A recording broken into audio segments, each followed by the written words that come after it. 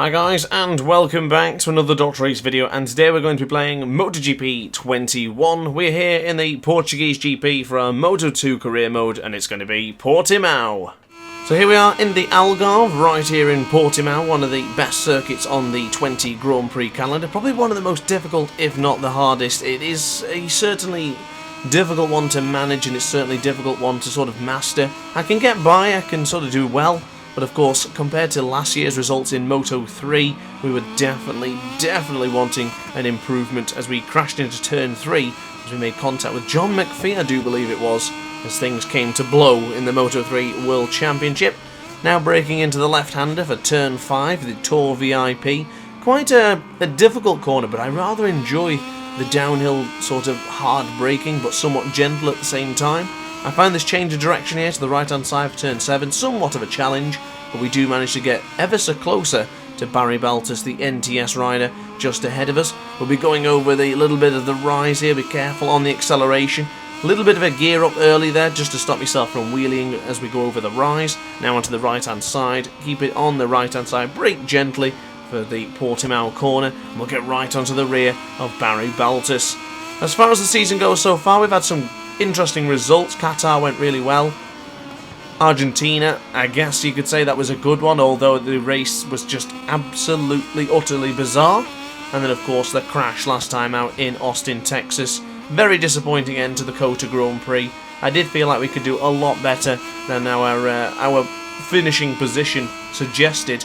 Our race pace was relatively decent, but unfortunately I think I made too many errors. And, of course, the big error coming on the final lap as we tried to pursue our teammate Jake Dixon and end up binning it and plummeting to the back of the grid. Now, one lap will be completed as we cross the line now, and it's going to be a decent lap actually. It's a 1:44.940 for the Moto 3 World Champion as we get a bit of a stoppy going into turn 1. That certainly wasn't ideal, but it'll do. I like the lap time, not too bad. If we can continue this trend and to continue to progress forward, we should have a decent Portimao Grand Prix. Now, because Portimao is a difficult circuit to overtake on, I really want to qualify well here. Now, so far this season we haven't qualified particularly well. We haven't even qualified on the front row, which is very, very odd to think considering we had 12 pole positions in Moto 3. Bearing in mind, in Moto 3 we even utilised power setting 1 for half of the pole positions, and yet here, even using power setting 3, we still haven't had that elusive pole position as we close in on Marcos Ramirez. Getting very, very close actually. We seem to close in very, very well after Tour VIP going into turn 6, 7 and 8. And now into the Craig Jones, a little bit out of shape there. We'll go into the right hand side for turn 10. Little bit of a slide there, but it's still quite alright. I don't know if you caught a glimpse of that, but we were 7/10 of a second up into sector 3. Now it's almost 5.5 of a second. And we'll close in on Marcos Ramirez. Oh, that is a late lunge if I ever did see one in a qualifying or practice session. We try and get alongside Marcos Ramirez, coming around the outside. Oh my goodness. Please, Marcos, please move. I don't even think you're on a good lap, are you? We are. Oh, contact made there. Once again, a little bit of a nudge. That certainly wasn't ideal. The two riders involved there. That could have really scuppered our chances of a brilliant lap time. But who knows what's going to happen as we begin to cross the line. We'll be going full throttle now, going absolutely gung-ho, and across the line we will go. Will we improve? It is a 1:44.470. So free practice is now over. Grant leads Fabio Di Giannantonio by 1/10 and Marco Bezzecchi by 3/10. Now, it is my understanding that we have not led a single session so far this season, so it is good to shake that monkey off our back and take top spot in free practice 1.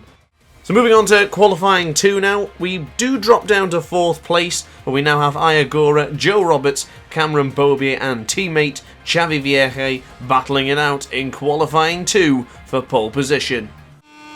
So here we are now in qualifying 2, 12.5 minutes in this session to try and put in some amazing lap times to take pole position. Now, bear in mind we did those 2 laps in the free practice session, and that was more than sufficient to get us here today in qualifying 2. I am very, very confident on a good qualifying result here. We are chucked in quite comfortably by Celestino Vietti here. Now, Celestino Vietti in this game is rather quick in practice, but drops away in the races. We'll be trying to follow him around and get some additional tow and some slipstream to make sure we can get onto those front couple of rows. Celestino Vietti, Dixon and Augusto Fernandez currently in the top 3. We have really closed in on Vietti now, and this could be the same issue we had with Marcos Ramirez and Barry Baltas. We need to get through on Celestino Vietti, and you're going to see how difficult it is to overtake in this magnificent circuit. No opportunity comes. Oh, goodness me. We were right onto the rear. We bump him again. Celestino Vietti really getting in our way right now. This is scuppering our chances of a pole position, or at least a very positive lap time. Every single tenth of a second being lost is down to Celestino Vietti being in our way. We have to recompose, we have to just stay within ourselves, and let's not try and fight him.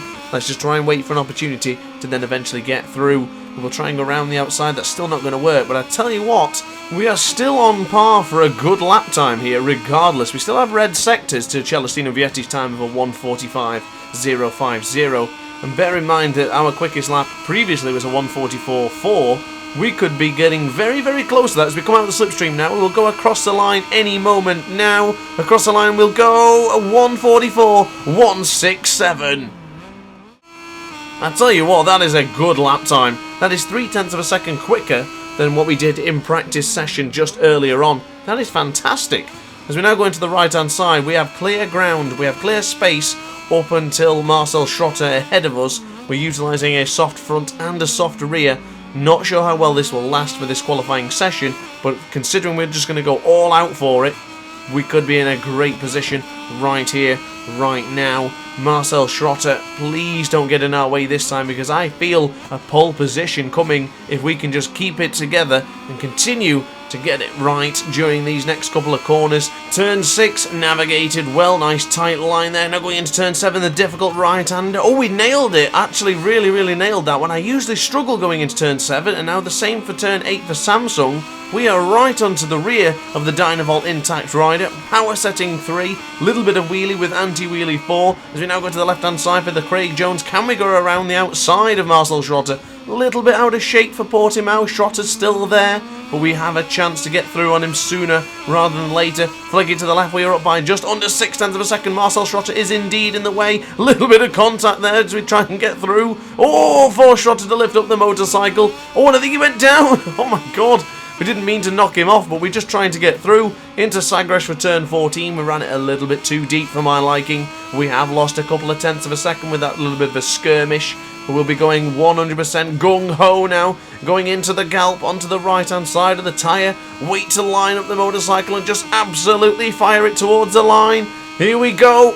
What's the lap time going to be? It's going to be one heck of a lap time. I tell you what, this is going to be 1:43. Across the line we'll go at 1:43.830.